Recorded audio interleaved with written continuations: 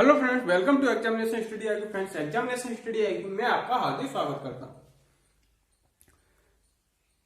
Friends, मैं आपको इसमें राइट एंगल ट्रायंगल पढ़ा रहा हूं। राइट एंगल ट्रायंगल से रिलेटेड प्रीवियस वीडियो में मैंने बहुत सारी चीजें आपको बता दी हैं। मैंने समथिंग 9 पॉइंट आपको राइट एंगल ट्रायंगल के नोट करवा दिए हैं। अब उससे आगे की चीजें मैं इस वीडियो में समझा रहा हूं। जो भी फ्रेंड्स नए हमारे इस चैनल पर, वो इस प्रीवियस वीडियो में जाकर के इससे पहले वाली वीडियो में राइट एंगल ट्रायंगल के वो नोट कर समथिंग 9 पॉइंट को मैंने लिखवा दिया, नोट कर ले। उससे आगे के मैं पॉइंटों को आज इस वीडियो में समझाऊंगा। तो मैंने आपको बोला भी था कि जो 2 पॉइंट हैं, जो पॉइंट नंबर 2 थे, जैसे पॉइंट नंबर 8 था कि राइट एंगल ट्रायंगल की अगर तीनों साइड दी गई हैं तो उनके तीनों साइड के सम स्क्वायर का सम बराबर होगा सर्कम रेडियस के वर्ग का 8 गुना 8 टाइम्स। सर्कम रेडियस के स्क्वायर का 8 टाइम्स होगा। अब आपको मैं इसलिए प्रूफ करके समझाता हूं कि कैसे। ये क्या है हमारा, ये एक राइट एंगल ट्रायंगल है।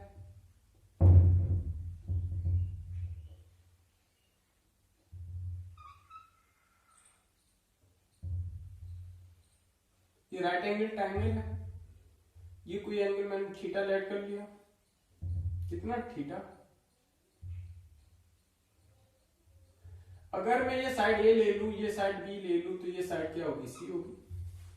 और मैंने आपको बताया है कि जो सर्कम रेडियस होती है वो क्या होती है? हाइपोटेनियस की आधी।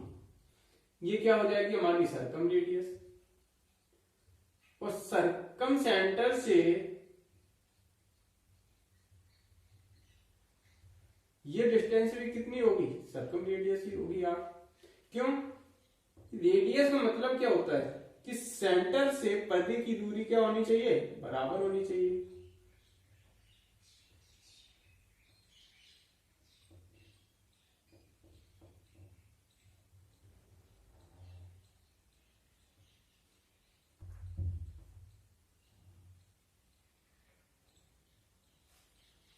कुछ इस प्रकार से होगा ये सर्किल।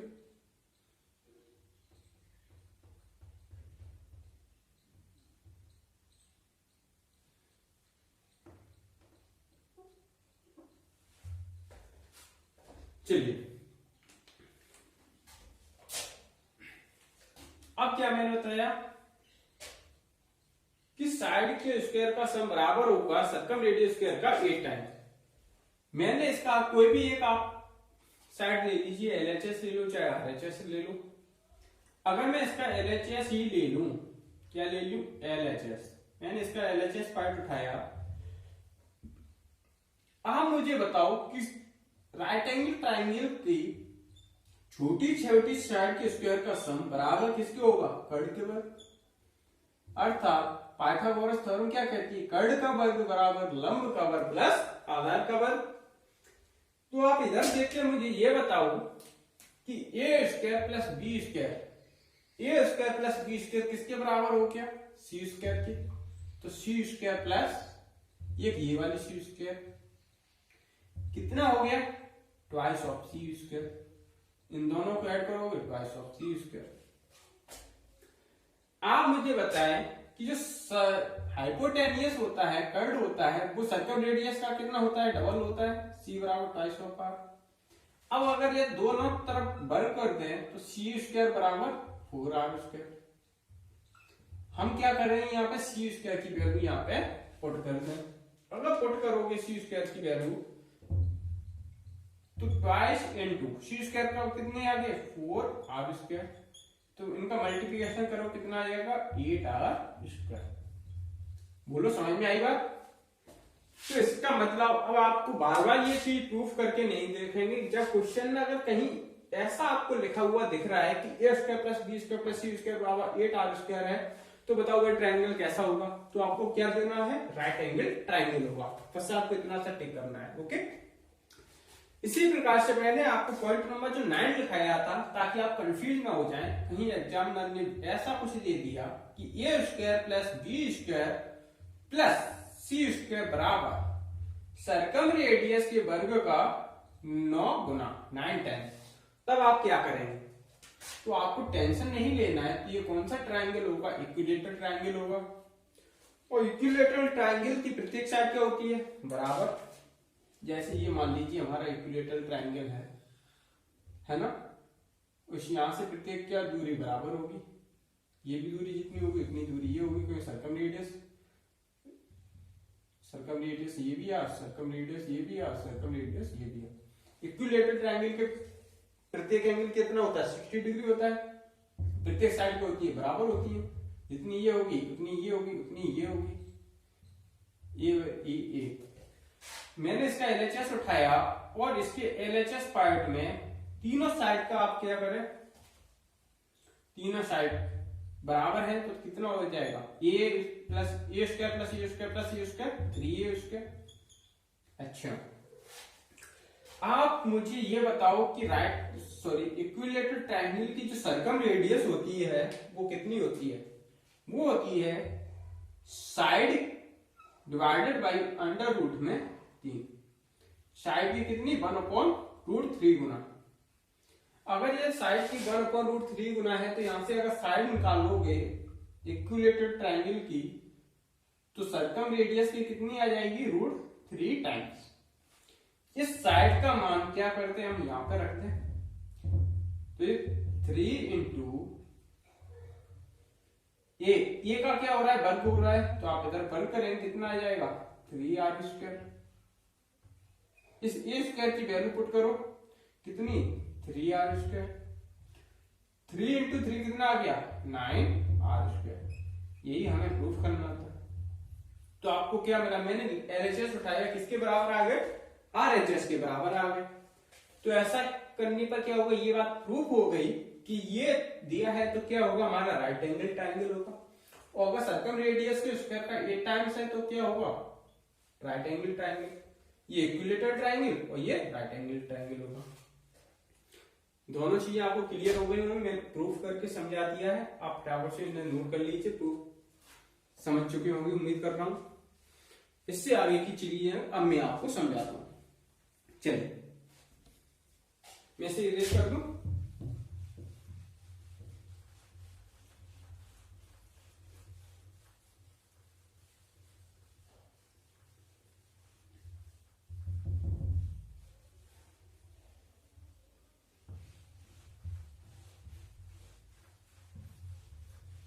उम्मीद कर रहा हूँ आपको ये 9 पॉइंट तक वो सारी चीजें अब क्लियर हो चुकी होंगी। आपको किसी भी प्रकार का कोई डाउट नहीं होना चाहिए। अब मैं इंपोर्टेंट चीज जो आपके सामने नोट कर रहा हूं, पॉइंट नंबर 10, जरा उसे ध्यान से समझें। मैं जरा इसको इरेज कर रहा हूं। अब ये आपके सामने राइट एंगल ट्रायंगल द्वारा से बनाता हूं। ये थ्योरम है जो कि एग्जाम में कई बार तो ऑप्शन में डायरेक्ट रख दी जाती है और आपसे पूछ लिया जाएगा कि ये वाली थ्योरम किसके इक्वल होगी, ये थ्योरम किसके इक्वल होगी। तो मैं वही चीज अब आपको समझाने जा रहा हूं। ये क्या है? हमारा एक राइट एंगल ट्रायंगल है। हमने एक राइट एंगल ट्रायंगल ले लिया। ये एंगल कितना है? 90 डिग्री है।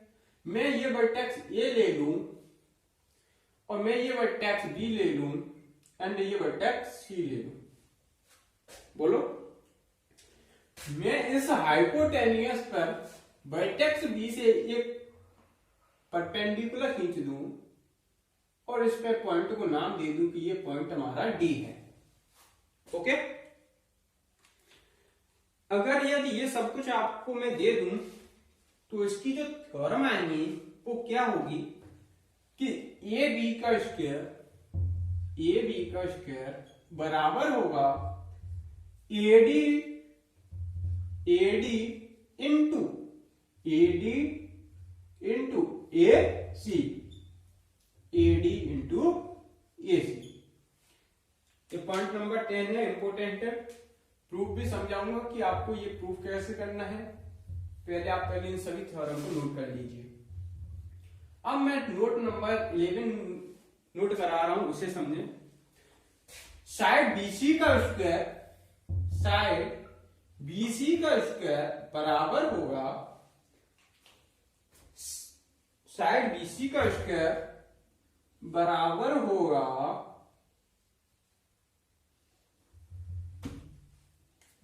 होगा CD इंटू CA। BC का स्क्वायर बराबर होगा CD into CA।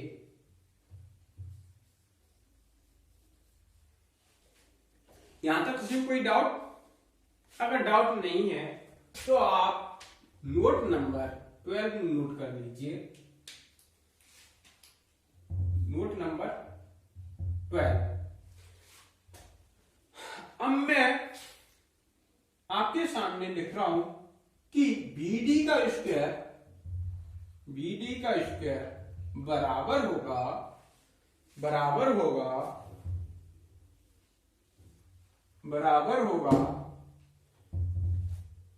DA into DC।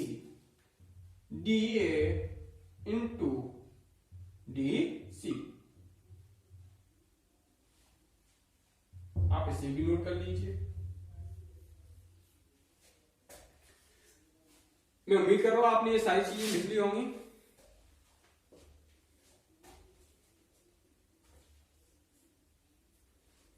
आप फर्स्ट का सेकंड में अब मैं डिवाइड कर दूं, अगर यदि मैं फर्स्ट का सेकंड में डिवाइड कर दूं तो आप 13 पॉइंट नंबर नोट करें। आप देख रहे हैं मैंने राइट एंगल ट्रायंगल में कितनी सारी चीजें बता दी, वरना आप क्या दो चार चीजें सोचते और छोड़ देते हैं। क्या पेरीमीटर जानते हो आप? इस एरिया के बारे में पता है, सर्कम रेडियस, इन रेडियस, बस आपने बोल दिया कि हाँ साहब राइट एंगल ट्रायंगल कंप्लीट हो गया, जबकि अभी बहुत सारी चीजें अभी भी बाकी हैं। अब मैं नोट नंबर 13 नोट कर रहा हूं आपके सामने। 13 होगा AB square divided by BC square.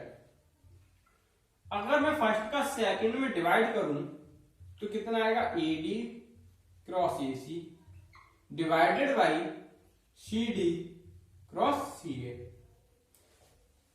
मैंने डिवाइड किया तो कितना आया? CA से CA क्या हो गया? कैंसिल हो गया, बराबर आ गया AD डिवाइडेड बाय CD। तो आपकी नेक्स्ट थ्योरम भी आ गई कि AB स्क्वायर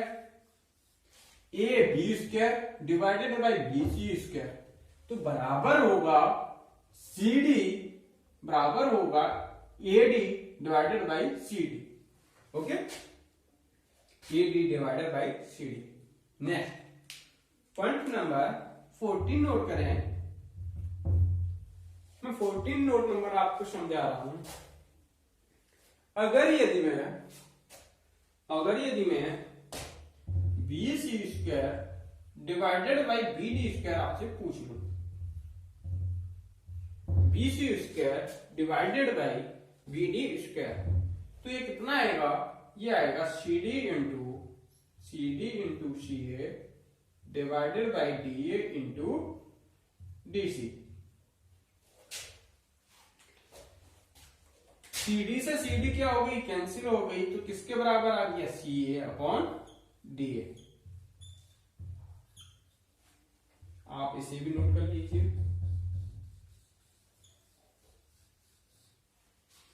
यहीं पे मैं पॉइंट नंबर आपके सामने 15 नोट कर रहा हूं, आप उसे भी नोट कर लीजिए।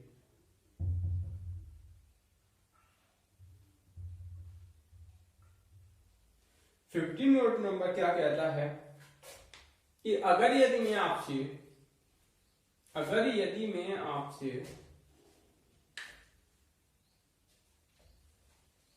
AB square divided by BD square पूछ लूं तो कितना आएगा? तो ये आएगा आपका AC डिवाइडेड बाय CD। फटाफट से आप इसे भी नोट कर लीजिए। तो मैंने आपको राइट एंगल ट्रायंगल से रिलेटेड काफी इंपॉर्टेंट चीजें समझाई हैं, बताई हैं, जो कि एग्जाम में डायरेक्ट ये थ्योरम पूछ भी ली जाती हैं। इनसे रिलेटेड आपको क्वेश्चन दे दिए जाते हैं, और जब मैं अगर यदि आपको इनसे रिलेटेड क्वेश्चन दे दिए जाएं तो आप क्या हो जाएंगे, कंफ्यूज हो जाएंगे कि अब हम इस राइट एंगल ट्रायंगल को सॉल्व कैसे करें। तो आपको कंफ्यूज नहीं होना है, आपको ये थ्योरम अप्लाई करनी है। जैसे ही आप ये थ्योरम अप्लाई करोगे विद इन सेकेंड आपके पास क्या होगा, इसका आंसर होगा। तो मैं उम्मीद करता हूं ये सारी चीजें क्लियर हो गई होंगी, और जो भी फ्रेंड्स अब इनका प्रूफ जानना चाहते हैं, मैं इन सबका प्रूफ आपको नेक्स्ट वीडियो में सॉल्व कराऊंगा। तो आप मेरी नेक्स्ट वीडियो को देखना ना भूलें। चलिए फ्रेंड्स, मिलते हैं आपसे नेक्स्ट वीडियो, तब तक के लिए बाय, टेक केयर, अपना ख्याल रखें, स्वस्थ रहे, बाय बाय, टेक केयर।